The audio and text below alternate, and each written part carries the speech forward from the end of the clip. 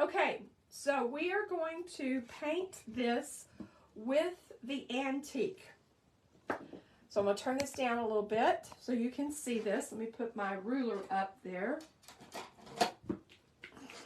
Get everything out of the way.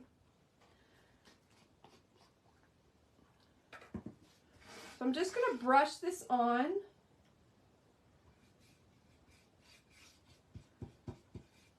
Even on the edges.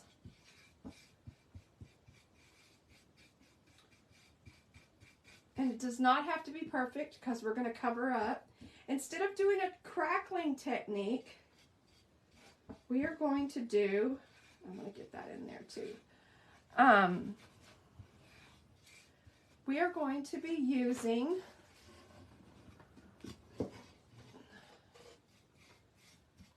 the chapstick. You can also use Vaseline.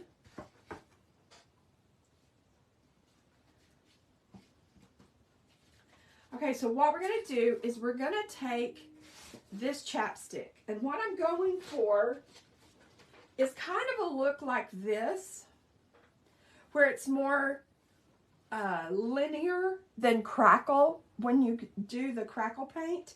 And so wherever I put my chapstick or you put the Vaseline, the paint will resist. It will not stick to that. So then after everything dries, you just take a paper towel or a old rag or whatever, and you're just going to wipe that off, and it will expose this antique underneath. At least that is my hope. So we shall see. So I just want to do like long strokes. Kind of do some on the edge here. Hopefully I'm getting enough. Like I said, I have never done this. I have seen it done, but I've never done it. I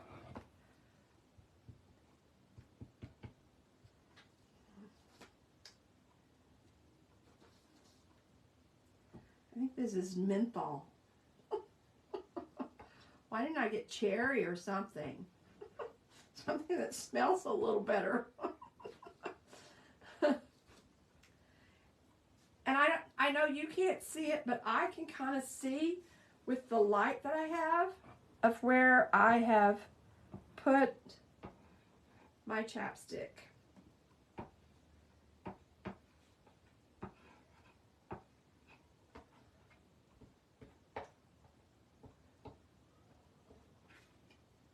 Okay, so that's good, and kind of tell, not just really great, but I can kind of tell where it is.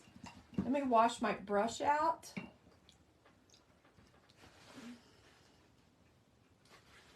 So that, and I don't even care if this still has a little bit of that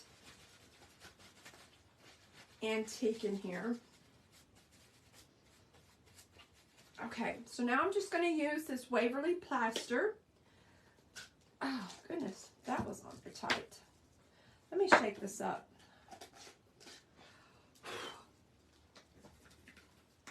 Make sure it's all shook up really good. I hate when you use these kind of paints and you don't shake them up, and then when you squirt them, all that oil comes out. Like, okay, so it won't look like it because this paint will go over the chapstick.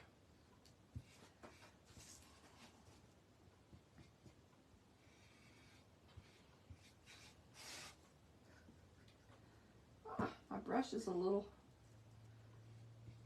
bit wider than my paint jar. Get that. And I do want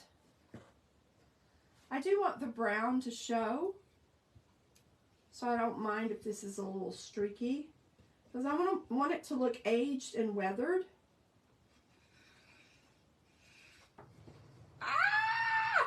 Okay, so we're going to let this dry. And I'm going to set this aside. Hold on a moment. I'm going to put this over here. Set that to let that dry. Okay, so what I'm going to do, and I may not need all these colors, but I'm just going to use them anyway. I know this is kind of a small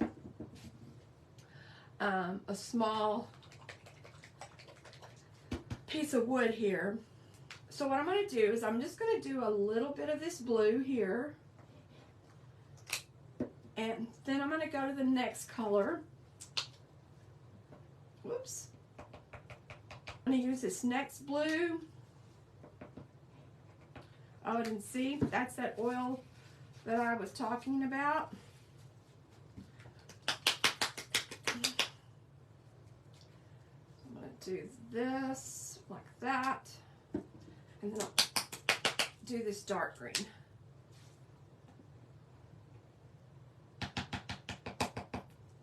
Okay, so I'm going to wipe some of this off. This is way too much. See here, there we go. Pretty color, just too much. Okay, so let me wipe that off because I need to start with the lighter color first. I think I may need just a smidge more, as my grandson says. Okay, so we're just going to start with this, and we're going to paint this. And then we're going to go down to the next color. I'm going to wipe some of that off. And then we're just going to go to the next one. And I got way too much paint on here. We'll do this bottom one.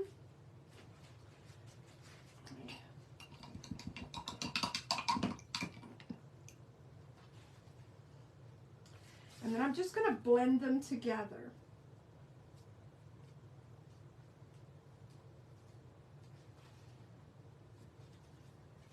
I really want this to come up to that. Oh, that's good. So there we go. That's all it took. And there you have an ombre effect tag. Let me get the, if I can see if I can get this edges off. Okay? So we have that. So now all of our painting is done. Let me put this right here. I'm going to dry this. And then I'm going to put this Beach Vibes. This is from Magnolia Designs, and it comes. So I'm just going to take this. This is just a stencil, but it's got a piece of mesh kind of in between. It's sticky on the back, so you can put it anywhere you want and then just stick it down. I want to make sure this is centered. Not that it really matters. And then you're just going to kind of press it down a little bit. You want to, when you first get your inks, you want to stir them up, make sure they're good and stirred. I'm just going to dip a little bit with my little spreader here, and you're just going to pull down.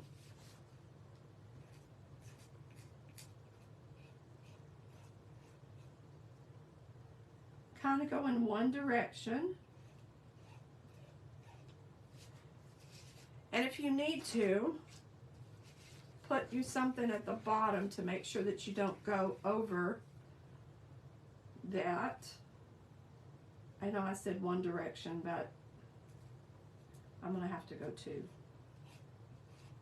Ah, poop. I just got a little black on there. Okay, so that was it. Easy peasy. And then the big reveal. I'm going to start from a corner. Hopefully you can see this. I'm going to start from the corner, and I'm just going to lift up.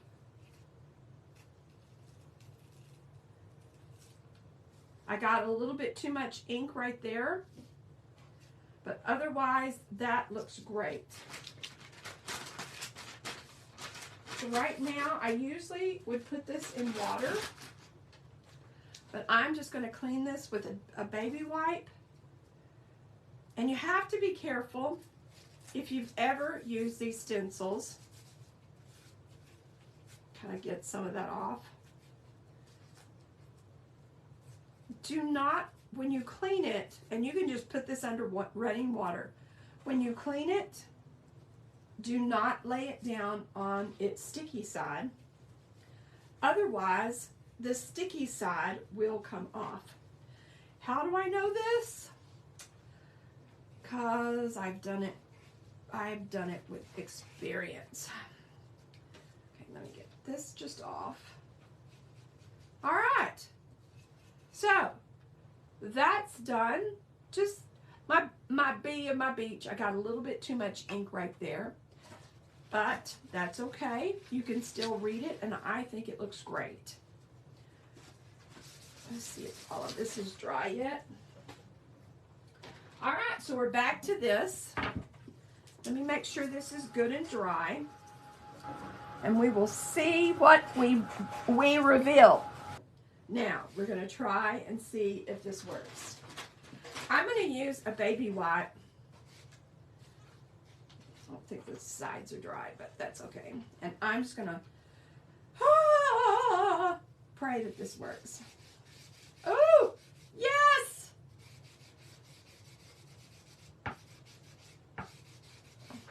So wherever I had put the chapstick, the paint is coming up.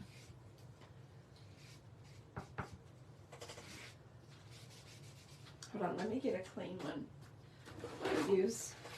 Just use a towel. I don't want it to take everything up. I think the towel works better than the...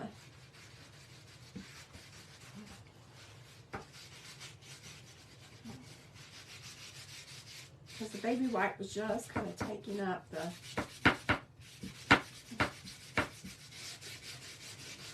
Oh, see? That's what I was going for. That's what I was going for.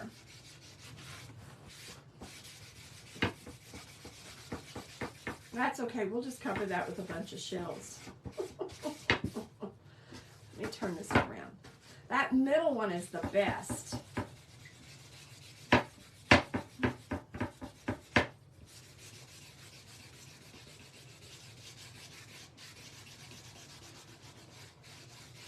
I think this top one I was a little bit careful with, you could say. But even this, it looks like, you know, old barn wood or old, you know, bleached wood. And I like that. Okay. So let me make sure this is all dry. Okay, I'm going to put this like right there. I've got a jute piece here.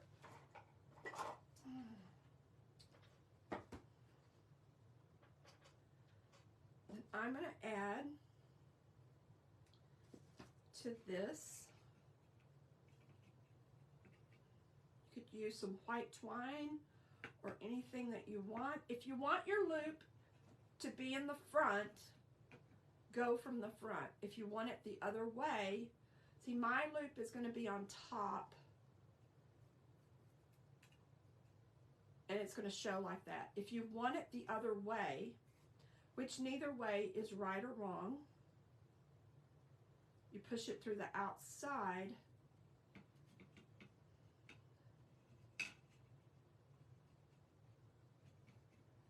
and you pull it through, and so then you have that look. It just really depends on the look that you like. I really like it the other way, but like I said, there's just no rhyme or reason for it. Just however you like it. I'm just going to pull that. I'm going to cut the tails off. This back. Now that I've seen this, I don't know, that looks pretty good. I was thinking about doing a little bit of the plaster on the bottom to maybe look like waves.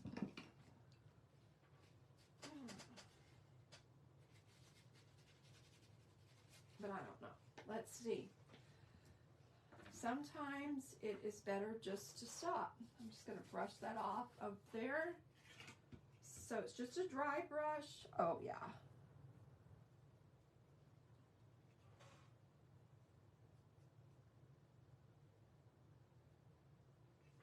just that little bit, just with a dry brush. All I did is I put my paint into the, my paintbrush into the paint, and I just brushed it off on my table, on the paper, or on whatever you have.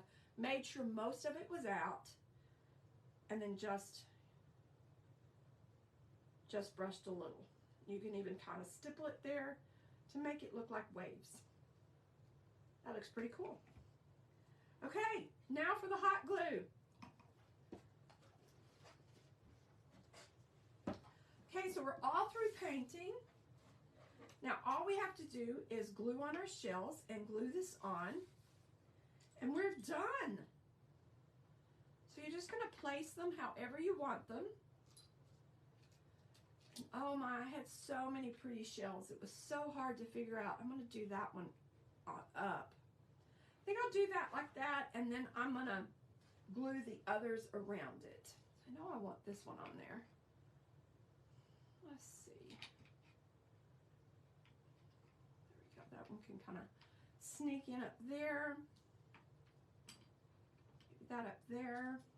I love these shells. I don't know what kind of sea creature is in those, but those are so cool. And I may not even use all of them.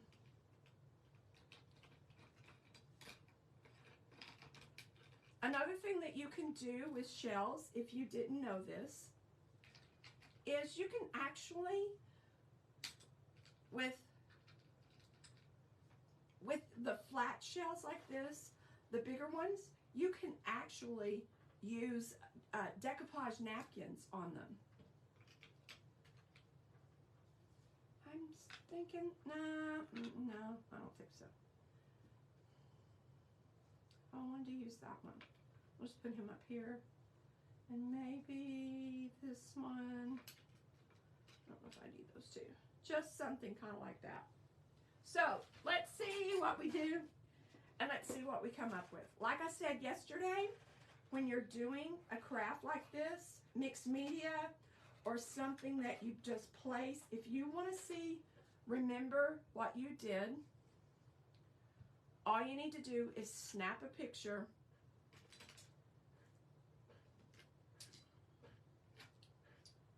and then that way you can remember how you laid everything out. So I'm just gonna stick some hot glue on these edges.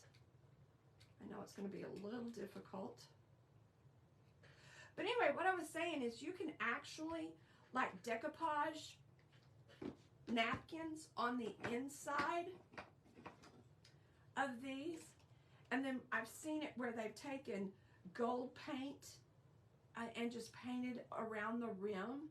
And if you've got the great big ones, they use them for oh, my nose itches, I'm sorry. They use them like for jewelry, you know, trinket trays, I guess you could say. They really are pretty.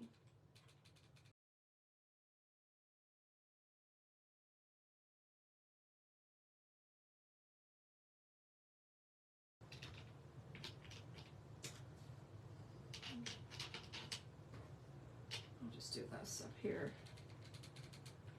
It's kind of hard to stop once you get going.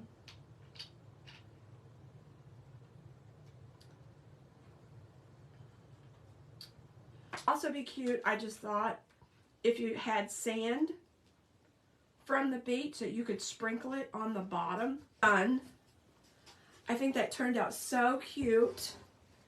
And we're pretty close to this. Not too bad. So, there you go, our first beach themed wooden plank. I think that turned out so great.